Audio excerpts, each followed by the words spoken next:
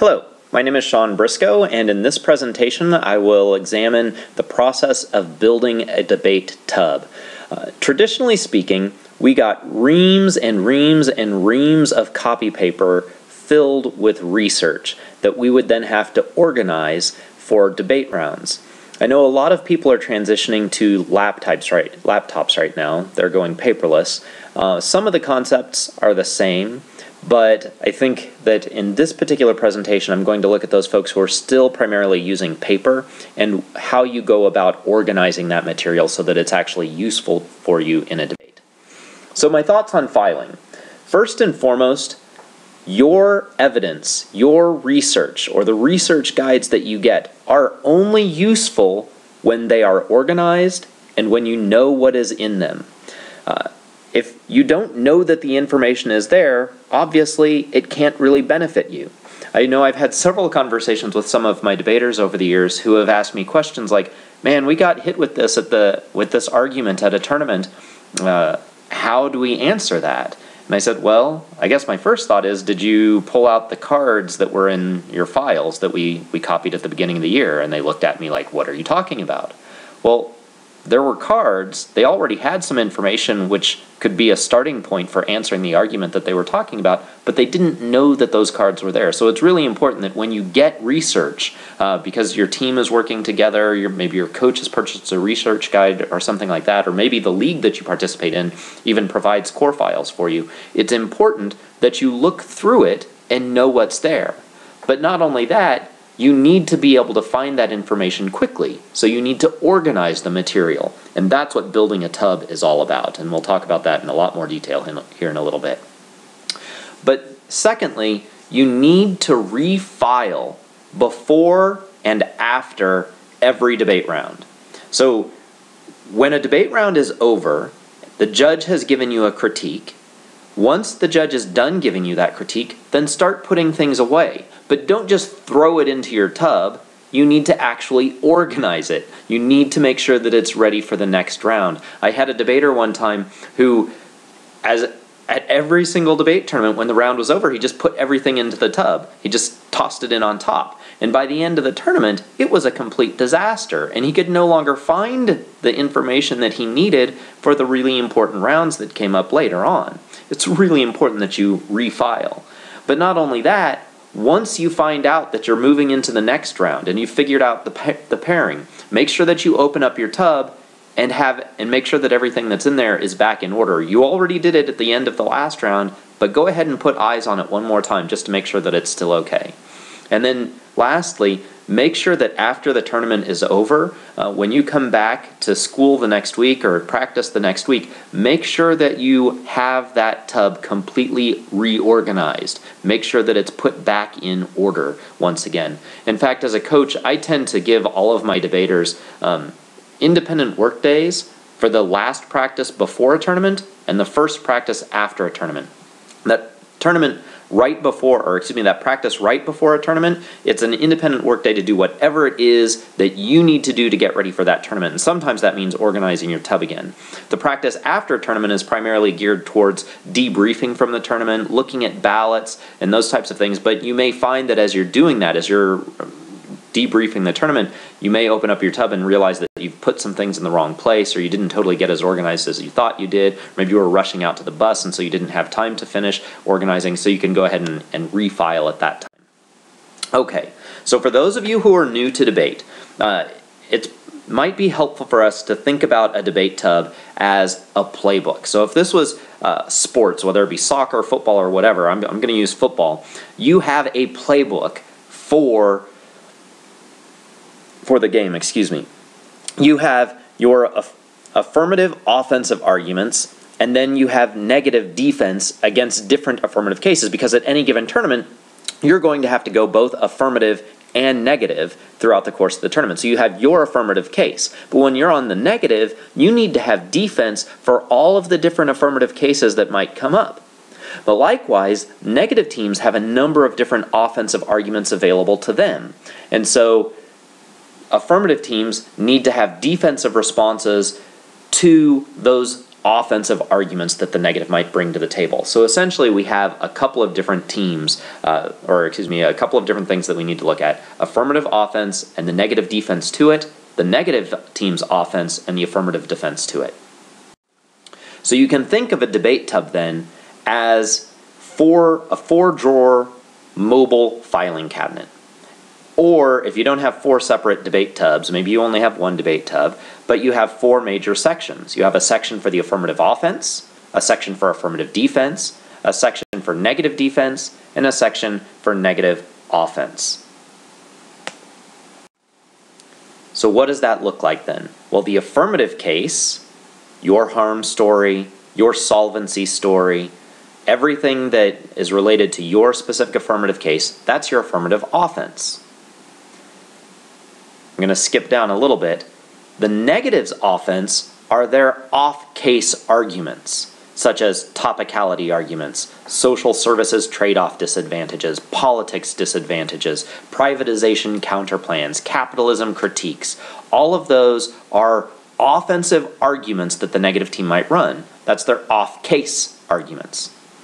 Then the affirmative needs to have defense to those off-case arguments. So the affirmative's defense is your off-case answers. And then the negative defense is the case-specific negative to various affirmative cases. If the affirmative team might have a case that's building artificial coral reefs, then there should be a case negative file related to artificial coral reefs.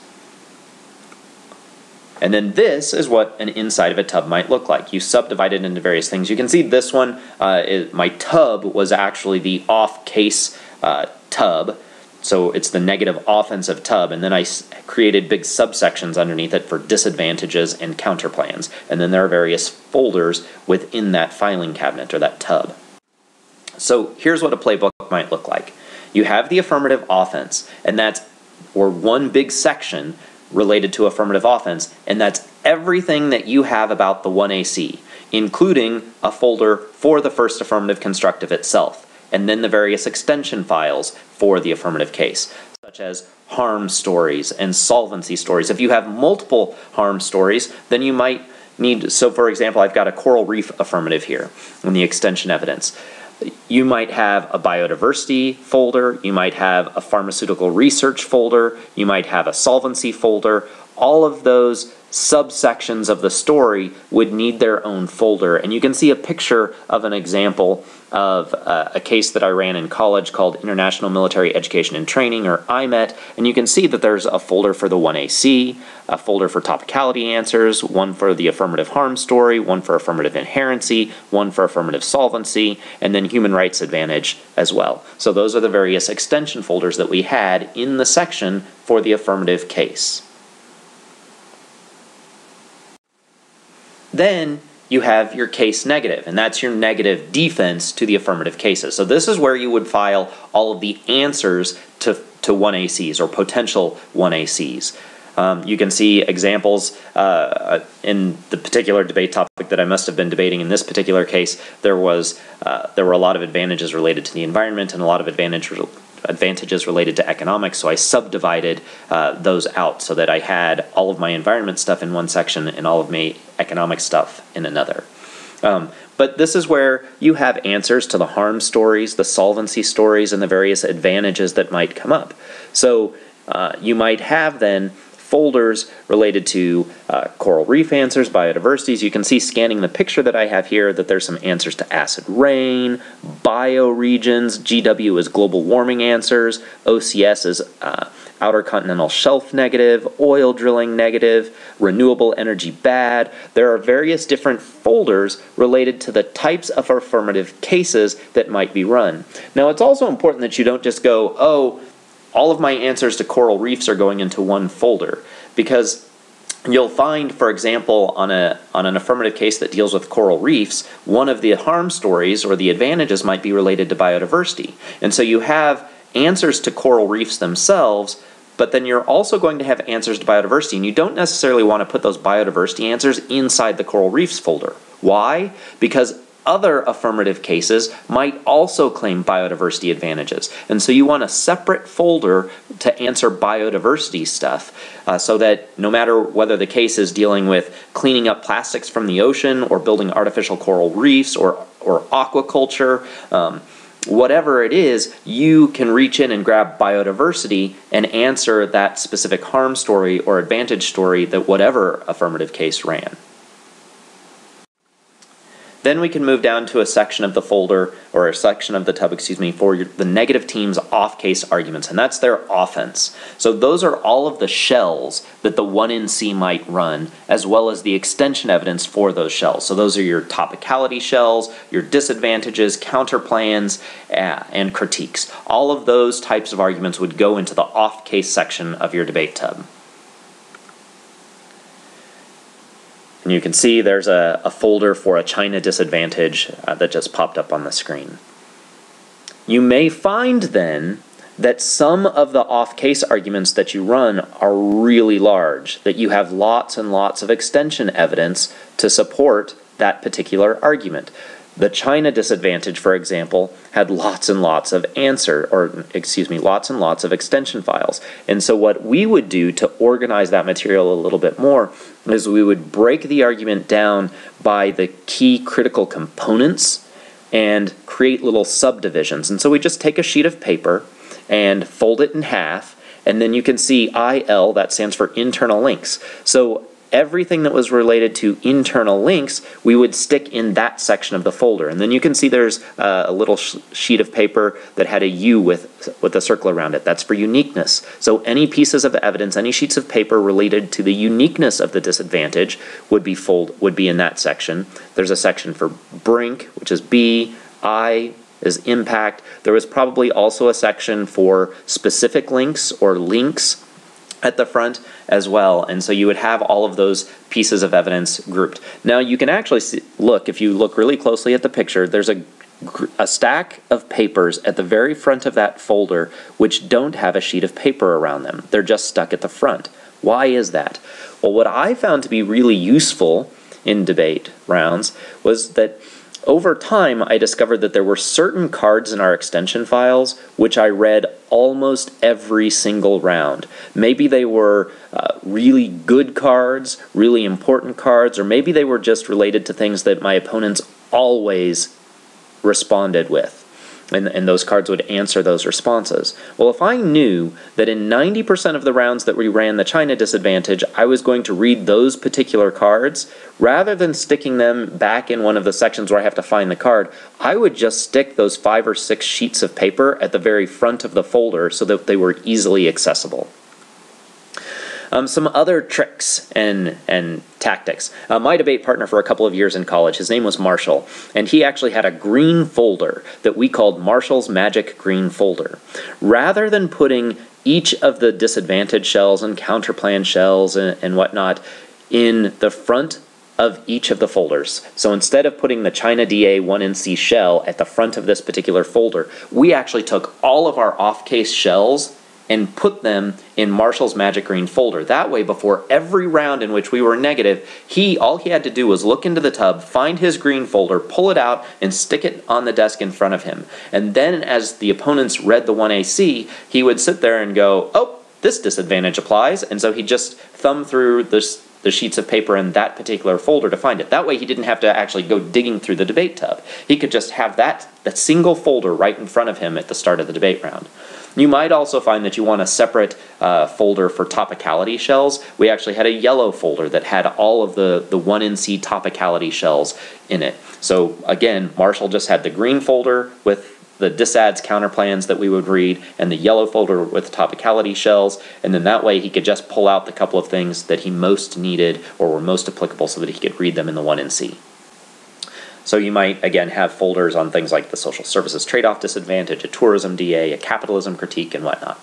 And then, of course, you have affirmative defense. And the affirmative defense are the answers to the off-case positions that your opponents might run on the negative. And so you can see politics answers, overstretch answers, hegemony answers, all kinds of different off-case arguments that we had folders for. Simply, those are the answers to the disadvantages, the counterplans, critiques that your opponents might run. In this section, you should also have a folder for your second affirmative constructive front lines. I did typically actually put my 2AC front lines in those specific folders. So a front line to a politics disadvantage would just go at the very front of the politics answers. If it was a social services trade-off disadvantage, I would stick the front lines at the very front of the social services DA answers folder so that it was quickly accessible to me in the middle of a debate round. And that's pretty much it in terms of designing your tub and making sure that things are filed and organized for you. You just need to make sure that you have 4 major sections. Everything related to the affirmative case, everything related to the specific responses to other affirmative cases you might hear, a section for off-case arguments for the one in C, and the extension files for it in the negative block, and then a section for the answers to all of those off-case arguments that people might run against you when you are on the affirmative. And that's just an example of things that might go into a tub. I'll just give you a second to kind of read through those rather than reading them all to you.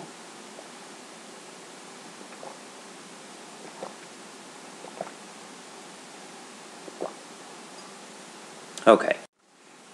Now, in some unique situations, you might decide that you want to have some expando files. Those expandable files are really just using the exact same concept of what I talked about before. You might carry expandable files inside your debate tub, or you might not carry a giant tub at all. You might just use the expandable file. When would you use that expandable file? There are 2 situations that I can think of. One is for really large files. Maybe your affirmative case, for example, is one that you have lots and lots of research on, and so you might, instead of having a giant folder or multiple folders in the tub, you might just keep everything related to your affirmative case in a single expandable file, and then the different pockets have things on them like the first pocket is the 1AC, the next pocket is our front lines to topicality arguments, the next one might be your inherency extensions, the next pocket would be your harm story extensions, and the next pocket would be your human rights advantage extensions, etc. And you could just fill in the expandable file that way. The other example of when an expandable file might be useful is if you're on a circuit that has that restricts the amount of cases or the number of cases that teams can run on that particular topic. Because the debate topics that we have are quite broad. This particular year that as I'm recording this video is dealing with substantially increasing non-military exploration and or development of the Earth's oceans. That's a huge topic.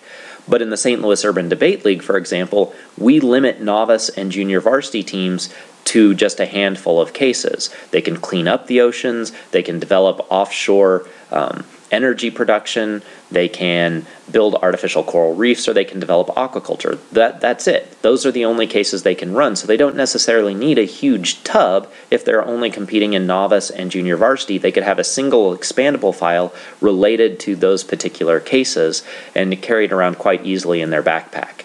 And like I said, that's everything that you really need to know about building a tub. I know a lot of people are going paperless, but some of these concepts still apply in terms of how you organize your electronic files should still more or less use some of those same strategies, and especially the big picture stuff. Like, if you don't know what's in those files, they're absolutely of no use to you. And if you don't know where to find the cards that you have, it's also of no use to you.